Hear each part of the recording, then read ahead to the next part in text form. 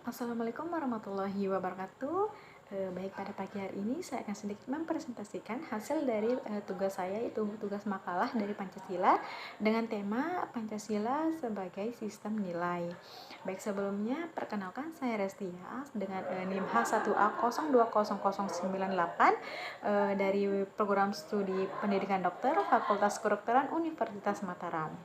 Baik, nanti di sini saya akan sedikit menjabarkan beberapa penjabaran terkait dengan Pancasila sebagai sistem nilai.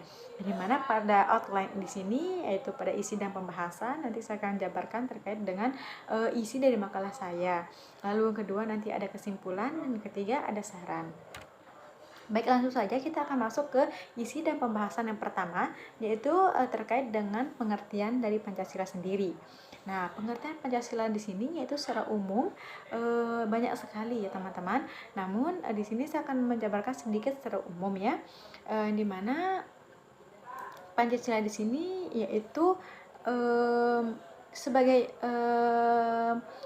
pandangan hidup bangsa, sebagai ideologi bangsa dan negara, atau dalam konteks sebagai kepribadian bangsa dan serta dalam proses terjadinya. Pancasila di sini adalah suatu ideologi dan dasar negara yang dimana di Indonesia dijadikan sebagai landasan dari segala sesuatu yang ada di Indonesia, atau segala suatu keputusan pada bangsa, dan mencerminkan sosok kepribadian bangsa Indonesia itu sendiri. Lalu atau dengan kata lain atau sebutan lain, bahwa Pancasila ini adalah suatu dasar negara yang dapat mengatur pemerintahan negara Indonesia, yang nanti dapat mengutamakan atau semua komponen di seluruh wilayah Indonesia. Namun selain dari pengertian secara luas tersebut, adapun pengertian Pancasila secara etimologi, yaitu di mana kata Pancasila ini dibagi menjadi dua kata, yang dimana ada panca dan sila. Nah, di sini diterjemahkan dalam atau berasal dari bahasa Sanskerta India atau Sastra Brahmana, yang dimana tadi terdapat dua kata, yaitu ada panca dan sila. Nah, di sini panca di sini yaitu artinya 5 dan sila artinya dasar. Jadi secara harfiah atau etimologi, Pancasila dapat diartikan sebagai 5 dasar. Jadi di sini Pancasila merupakan 5 dasar, yang dimana nanti ini berisi pedoman-pedoman atau aturan tingkah laku yang penting dan baik untuk dijadikan sebagai sumber landasan atau dalam berbangsa dan bernegara. Baik, seperti diketahui sebelumnya, terdapat 5 bunyi Pancasila atau 5 butir Pancasila. Yang pertama yaitu ketuhanan yang Maha Esa, lalu yang kedua yaitu kemanusiaan yang adil dan beradab, yang ketiga yaitu persatuan Indonesia, lalu yang keempat yaitu kerakyatan yang dipimpin oleh hikmat kebijaksanaan dalam permusyawaratan dan perwakilan, dan serta yang kelima yaitu keadilan sosial bagi seluruh rakyat Indonesia. Baik, selanjutnya yang kedua yaitu di sini pada isi dan pembahasan terdapat juga pengertian dari nilai Pancasila itu sendiri. Baik, di sini nilai Pancasila sendiri adalah suatu pandangan hidup bangsa, yaitu bangsa Indonesia, yang dimana menjadi jati diri bangsa Indonesia yang diyakini sebagai sumber nilai atas kebenaran, keadilan, dan kebijakan dalam bermasyarakat, berbangsa, dan bernegara. Dalam berbangsa dan bernegara sendiri, Indonesia semua masyarakat wajib untuk mengetahui berbagai macam nilai yang terkandung dalam nilai Pancasila tersebut atau dalam butir-butir Pancasila tersebut. Yang nantinya di sini akan dijadikan sebagai landasan atau dasar motivasi segala perbuatan dan kehidupan dalam sehari-hari atau sesama. Dan kata lain yaitu nilai-nilai di dalam Pancasila tersebut dapat bersifat nyata untuk semua atau seluruh rakyat di Indonesia. Baik, selanjutnya pada isi dan pembahasan yang ketiga yaitu terkait dengan Pancasila sebagai suatu nilai. Nah, di sini pada bangsa Indonesia yang dijadikan sebagai sumber nilai dalam kehidupan masyarakat, berbangsa dan bernegara adalah Pancasila ini sendiri, yang dapat diartikan bahwa seluruh kehidupan masyarakat, bangsa dan bernegara nantinya akan menggunakan Pancasila ini sebagai dasar atau moral atau norma dan tolak ukur baik buruk terhadap sikap dan perbuatan dan tingkah laku dalam berbangsa dan bernegara. Baik, di sini terdapat tiga nilai-nilai luhur yang dapat menjadikan dasar negara, yaitu yang pertama yaitu nilai dasar, yang dimana nilai dasar sendiri merupakan sesuatu yang berharga, bermutu, dan menunjukkan kualitas berguna yang dapat berguna bagi manusia, yang dimana dengan kata lain yaitu nilai-nilai dasar Pancasila adalah suatu nilai yang memiliki sifat yang tetap, mutlak, dan tidak akan pernah berubah. Nah, di mana di sini yaitu nilai-nilai dasar dan Pancasila tersebut dapat meliputi nilai ketuhanan yang Maha Esa, lalu ada nilai kemanusiaan yang adil dan beradab, dan nilai persatuan Indonesia, lalu ada nilai kerakyatan yang dipimpin oleh hikmat, kebijaksanaan, dan permusyawaratan perwakilan, dan yang terakhir yaitu nilai dari keadilan sosial bagi seluruh rakyat Indonesia. Lalu nilai yang kedua yaitu nilai instrumental, yang dimana ini merupakan suatu nilai yang menjadi pedoman dalam pelaksanaan nilai-nilai dasar yang sudah dijabarkan di atas tadi, yang dimana nilai instrumental ini berkaitan dengan tingkah laku manusia dalam kehidupan sehari-hari yang dikenal dengan sebutan norma-norma atau aturan moral. Nah, ini sendiri pada nilai instrumental sendiri terdapat atau bersumber pada penjabaran dari nilai dasar yang terbentuk norma sosial dan norma hukum. Contohnya pada UUD 1945, lalu ada juga di TAP MPR, lalu UU nomor 40 tahun 1999 tentang pers, lalu ada UU nomor 2 tahun 1999 dan tentang partai politik, lalu ada UU nomor 39 tahun 1999 tentang HAM dan lain-lain. Nah, yang ketiga yaitu nilai praksis. Nah, di sini saya akan sedikit menjabarkan terkait dengan contoh nilai praksis itu atau nilai praktis ini, yaitu seperti saling menghormati, lalu ada toleransi, kerjasama, lalu ada kerukunan, lalu setelah itu ada bergotong royong dan menghargai dan lain-lain. Oleh karena itu, nilai praktis sendiri adalah suatu perwujudan dari nilai dasar dan nilai instrumental yang sudah dijelaskan tadi di atas, yang dimana di sini dapat berlaku dalam kehidupan berbangsa dan bernegara dalam sehari-hari. Nah, nilai praksis dalam Pancasila ini selalu berubah-ubah seiring dengan perkembangan zaman dan juga perkembangan dari nilai-nilai instrumental yang dimana menjadi dasarnya.